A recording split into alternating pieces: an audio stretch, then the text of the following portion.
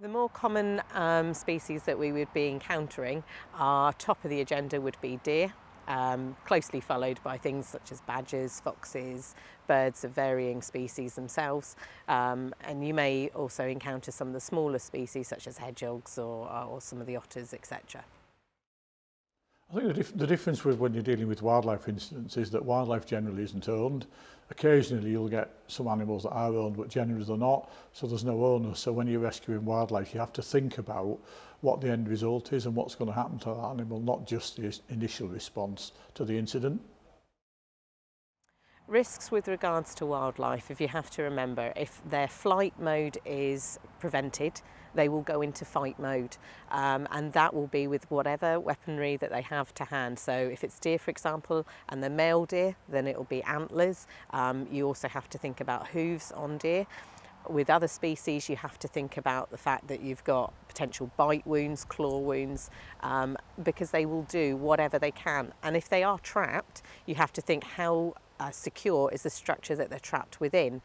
With something that's wrapped up in electric fencing tape and has got 50 metres it can run about with and is a great big red stag, you really do need to be thinking very, very carefully before tackling a situation like that.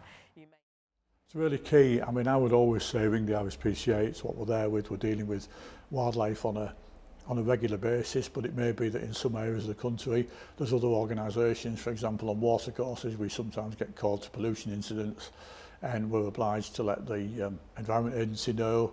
Licensing issues, we work with Natural England. The key is that any animal you're rescuing it because you want to do the best for it.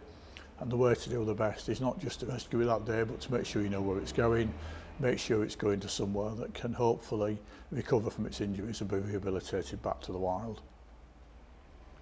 I think if you have any doubt over how to approach a situation, rather than guesswork, seek advice. It might be something as simple as making a phone call and just asking what would be the best way to approach this, and you might have somebody with years of experience that can really give you a good grounding that you can then go ahead and carry out that rescue.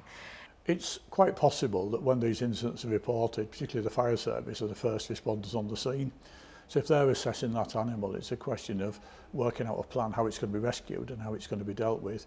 If that situation is that the animal is so seriously injured that it's a real priority for that animal's welfare, then calls need to be made to get a veterinary surgeon or an RSPCA officer there sooner rather than later.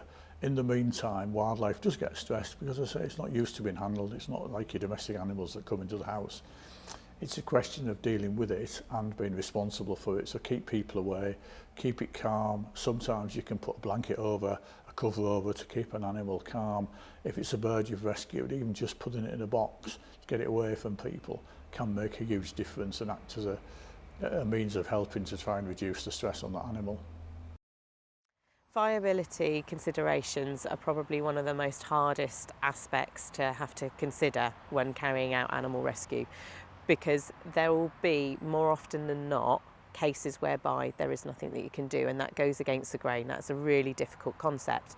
But you have to remember, you are dealing with a wild animal.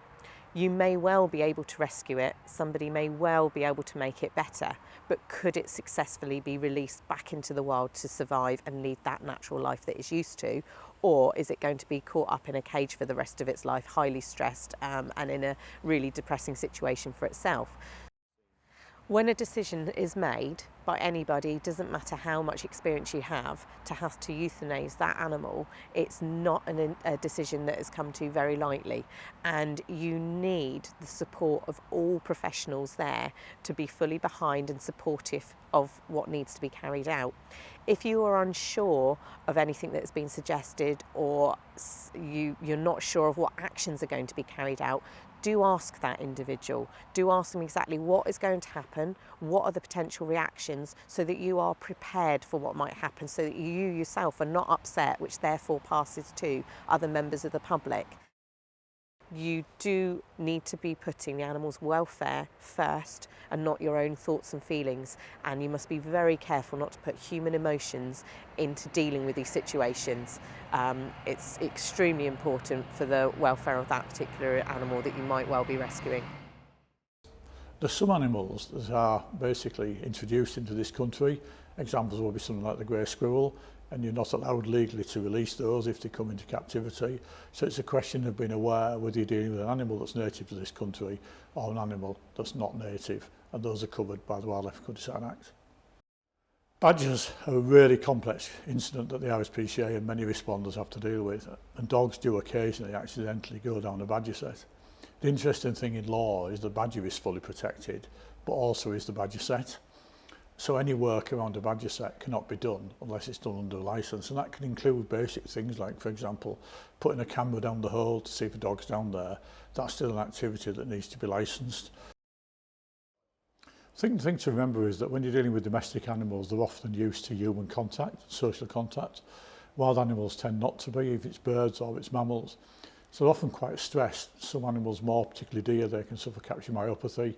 There's all sorts of other injuries. It's a question of keeping the animal calm and making sure that you're aware that it's a wild animal, planning what's going to happen to it, where it's going to go, what the end result's going to be, because just being there can cause any animal some stress. In other words, it doesn't want to be rescued, even though you want to do.